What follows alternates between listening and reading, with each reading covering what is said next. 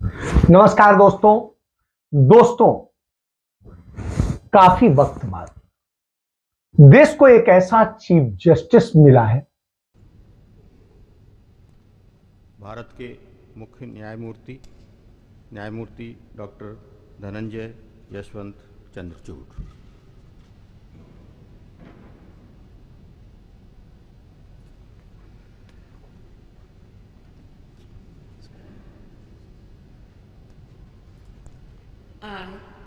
I, Dhananjay Yashwant Chandrachud, having been appointed Chief Justice of the Supreme Court of India, having been appointed as Chief Justice of the Supreme Court of India, do swear in the name of God do swear in the name of God that I will bear true faith and allegiance to the Constitution of India as by law established, that I will bear true faith and allegiance to the Constitution of India as by law established, that I will uphold the sovereignty and integrity of India, that I will uphold the sovereignty and integrity of India, that I will duly and faithfully and to the best of my ability, knowledge and judgment that I will duly and faithfully and to the best of my ability, knowledge and judgment perform the duties of my office without fear and favor, affection or ill will, perform the duties of my office without fear or favor, affection or ill will, and that I will uphold the Constitution and the laws. and that I will uphold the Constitution and the laws.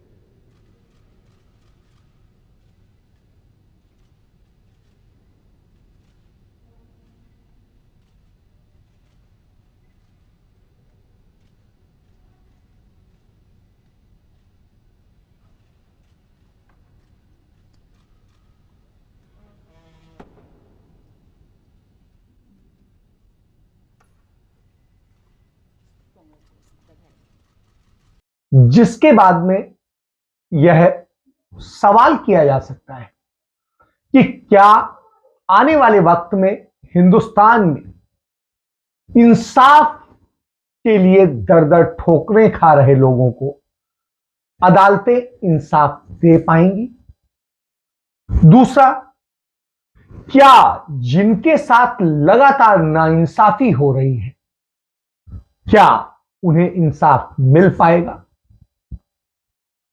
और क्या न्यायपालिका एक बार फिर से अपनी रीढ़ मजबूत कर पाएगा? क्योंकि आज मैं बड़ी ईमानदारी से कहता हूं, देश की निचली अदालतों से लेकर देश की शीर्ष अदालत तक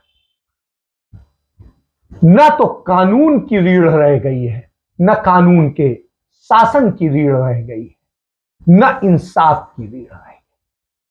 इस लंबे समय के दौरान, जो एक तकरीबन 1 दशक का दौर है, जिसमें नाइंसाफी की इतनी इबारतें लिख दी हैं अदालतों ने कि इसके बाद में सवाल उठता है कि अदालतें हैं या कोई चा खाना।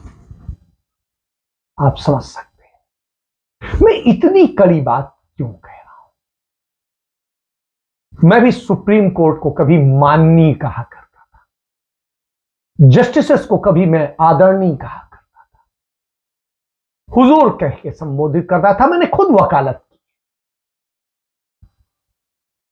वकालत करने के दौरान भी मैंने देखा है, मेरे मन में एक सम्मान था, और मैंने जजेस को देखा है जिनके अंदर एक ग्रेस होता था, नॉलेज होता था और इंसाफ देने की ललक होती। आज स्थिति है, लंबे इस दशक के दौर में मैंने देखा है रीढ़ विहीन जस्टिसेस को।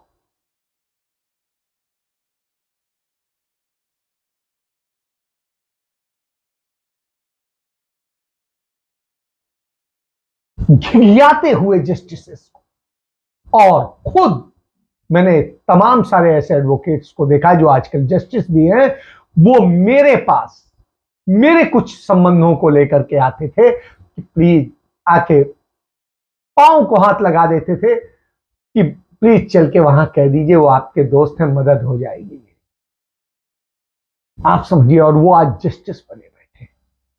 नाम नहीं लूंगा क्योंकि रिश्तों का भी जो है फर्क करना पड़ता है, लेकिन न्याय फर्क नहीं करता है। न्याय की देवी के आंखों में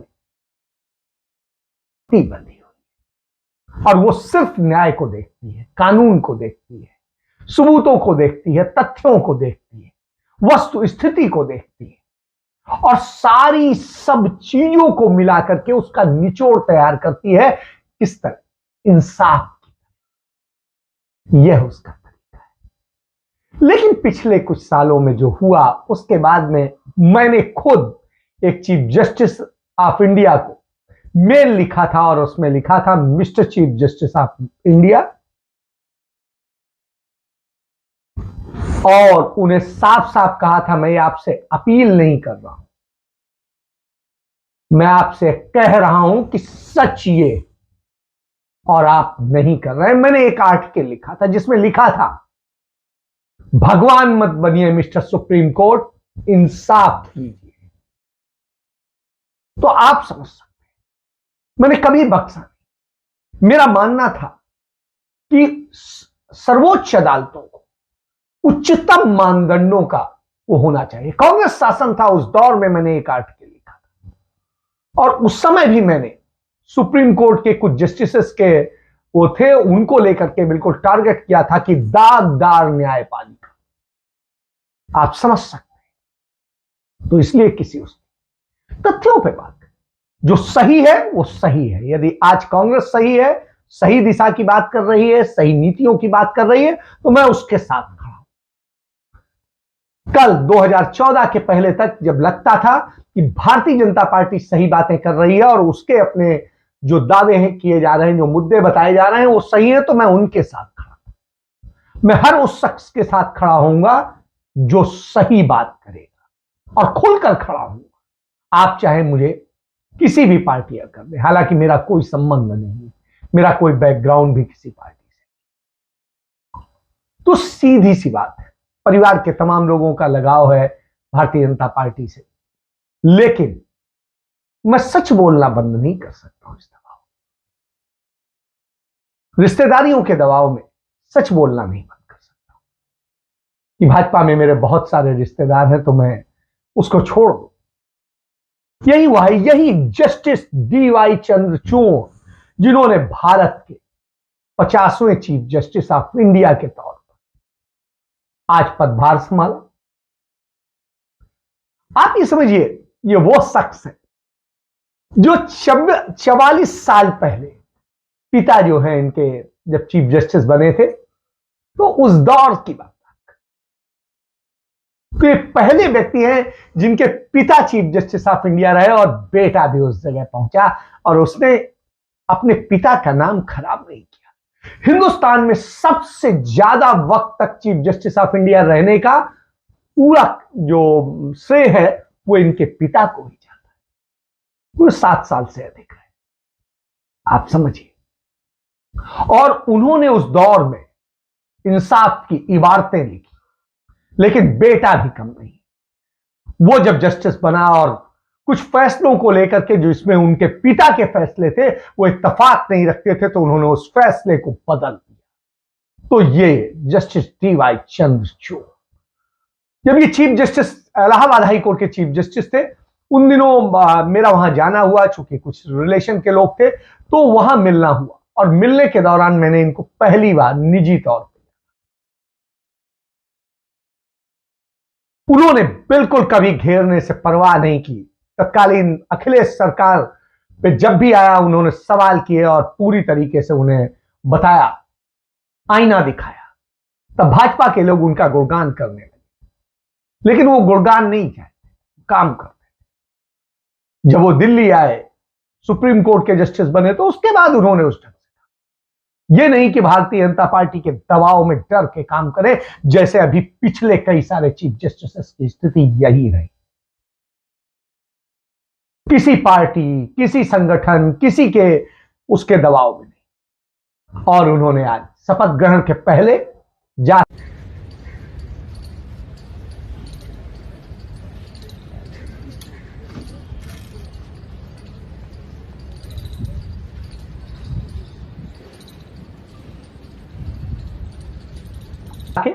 महात्मा गांधी जी के चरणों में पुष्प अर्पित किए। उनको प्रणाम करके वो जब अपने चैम्बर में पहुंचे तो वहां पर उन्होंने राष्ट्रीय ध्वज तिरंगा को अपनी पत्नी के साथ सादर नमन किया। आप सब, लेकिन ये सब चीजें चलिए, आज औपचारिकताएं हैं, ये संदेश देने की।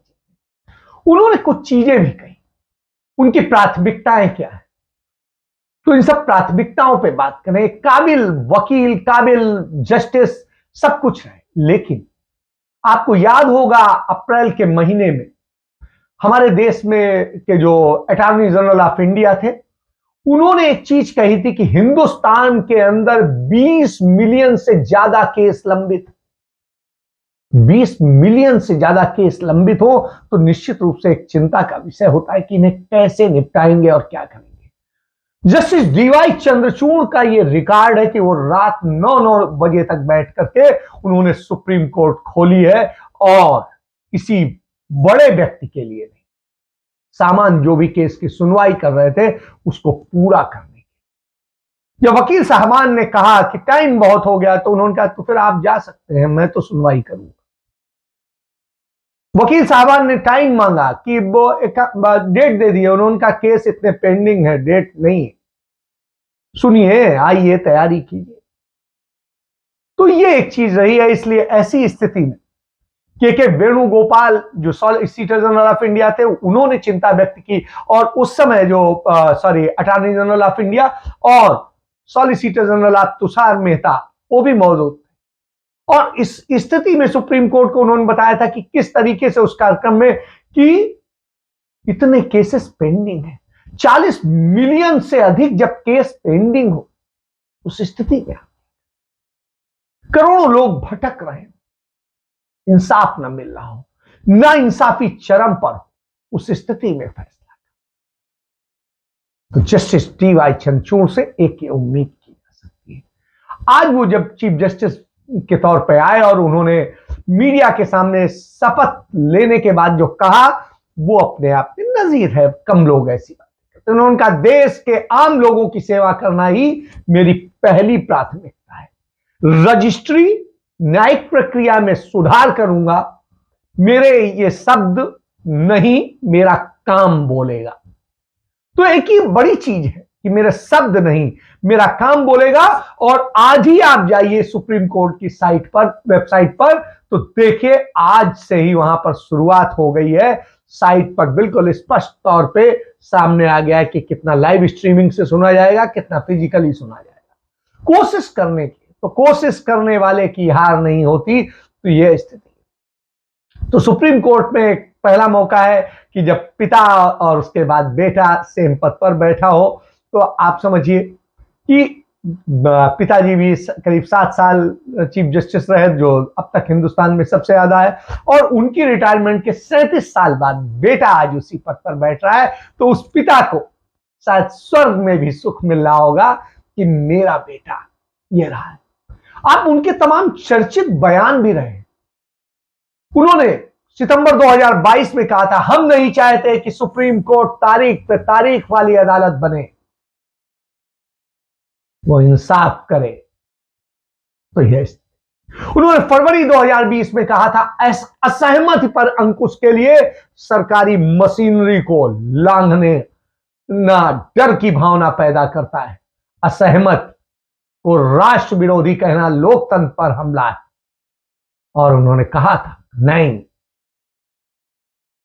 आवाज उठनी चाहिए, असहमति होनी चाहिए, चाहे मेरे ही प्रति क्यों ना हो।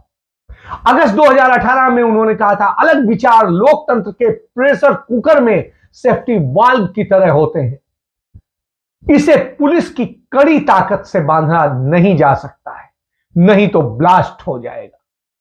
तो आप समझिए कि यह स्थिति। तो इस तरह से बोलने वाले, जो कबीरदास जी ने लिखा है, निंदक नियरे राखिए कानन कुटिया छवा, उस तरह की स्थिति वाले जस्टिस हैं। तो निश्चित रूप से एक उम्मीद बनी है न्यायपालिका को कि आप सब, तो इस स्थिति में जब उन्होंने तमाम सारे ऐसे फैसले किए कि जैसा मैंने बताया कि वो अपने आप में बहुत बड़ी चीज है। उन्होंने जब 1998 में वो additional solicitor general of India नियुक्त हुए थे, 98 में अटल बिहारी वाजपेयी की सरकार, उसके बाद में वो सन 2000 में जो है बॉम्बे हाई कोर्ट में अतिरिक्त जज, एडिशनल जज के रूप में नियुक्त हुए, और फिर 31 अक्टूबर 2013 को इलाहाबाद हाई कोर्ट के चीफ जस्टिस बने, और 13 मई 2016 को सुप्रीम कोर्ट के जज बने। तो आप समझिए, उन्होंने समलैंगिकता कानून पर, तमाम मामलों पर उन्होंने बड़े सारे फैसले दिए, और उनके फैसले अपने आप में चर्चित रहे। तमाम ऐसे केसेस हैं जिनको लेकर के बड़ी चीज रही। उन्होंने नोएडा ट्विन टावर गिराने का फैसला लिया, उन्होंने एडल्ट्री लॉ पर अपने पिता का फैसला बदल दिया, उन्होंने हल्दिया केस में एक बहन दिया, अपने पिता का एक फैसला बदलते हुए उन्होंने निजता के मौलिक अधिकार के रूप में रखा, और अविवाहित को भी अबॉर्शन का अधिकार देने का उन्होंने काम किया। तो इस तरह की मौलिक अधिकारों और निष्ठा को वो एक बहुत अहम मानते हैं। उनका मानना है सुप्रीम कोर्ट उसका संरक्षक है और उसको होना चाहिए।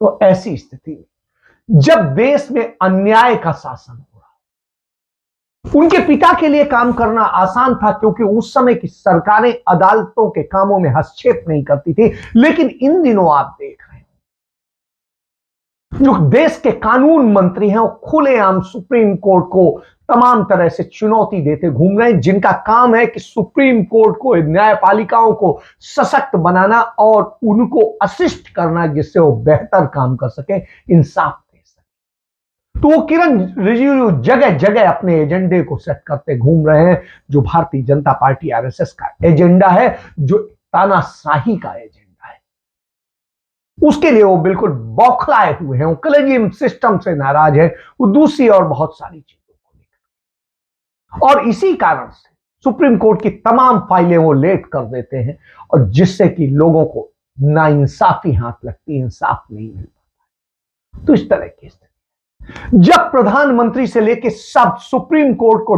डराने में जुटे हो, जजेस कांप रहे हो, बायस्ड हो, एक विचारधारा से जुड़ गए हो, अपने आप की अपनी वफादारी दिखाने के लिए सरकार के प्रति काम कर रहे हो, तो इंसाफ क्यों?